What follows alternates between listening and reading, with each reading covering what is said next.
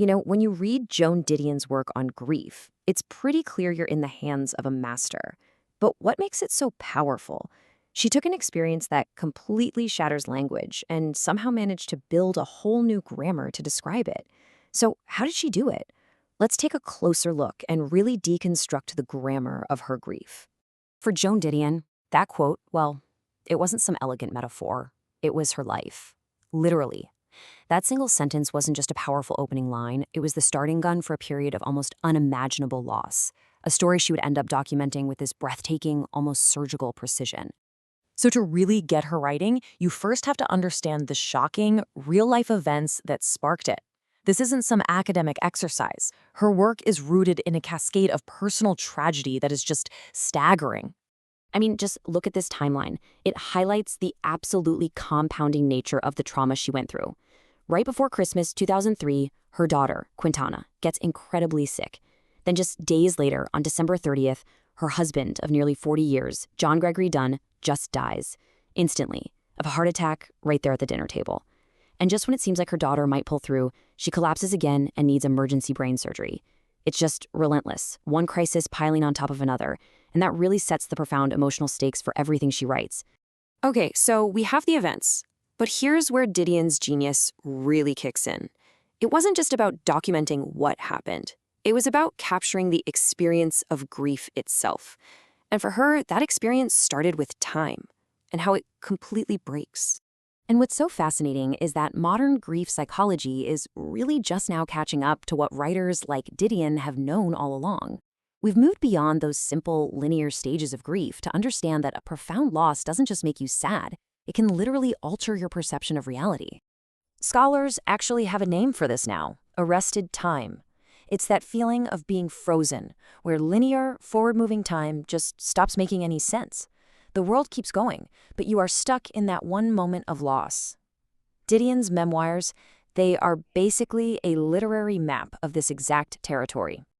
And this comparison really shows you just how ahead of the curve Didion was. The old way of thinking, those 5 stages of grief, kind of implied this neat, tidy process with a finish line. But Didion's work, it showed us the contemporary view. It didn't just reflect this new understanding of grief. In many ways, it helped create it. She gave a voice to this messy, complex, nonlinear experience of loss. In this state of arrested time, memory isn't a comfort.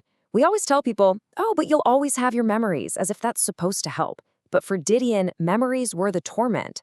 They weren't a source of solace. They were a constant, painful, looping reminder of everything and everyone that was gone.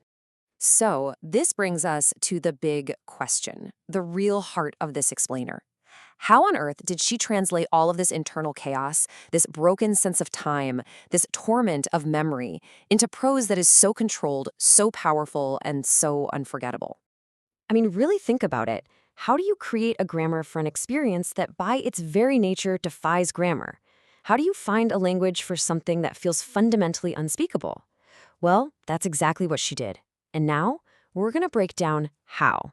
Her whole method can really be broken down into 3 key techniques that create this grammar of grief. First, there's her famous Steely Precision. Second, this almost liturgical use of repetition. And third, a very deliberate and jarring fragmentation. Let's dig into each one.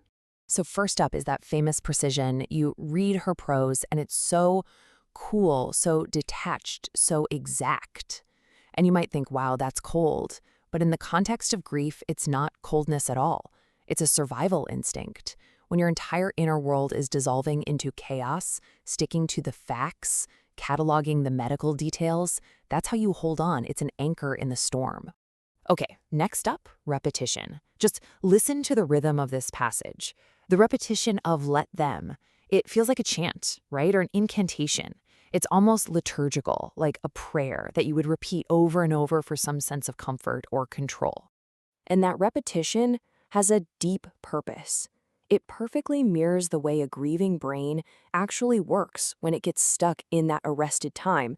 It's just stuck in these loops. The constant replay of the final moments, the obsessive what-ifs, the questions you just can't stop asking. Her sentences actually reproduce that circular thinking on the page. And finally, there's fragmentation. Just look at this monster of a sentence from one of her essays.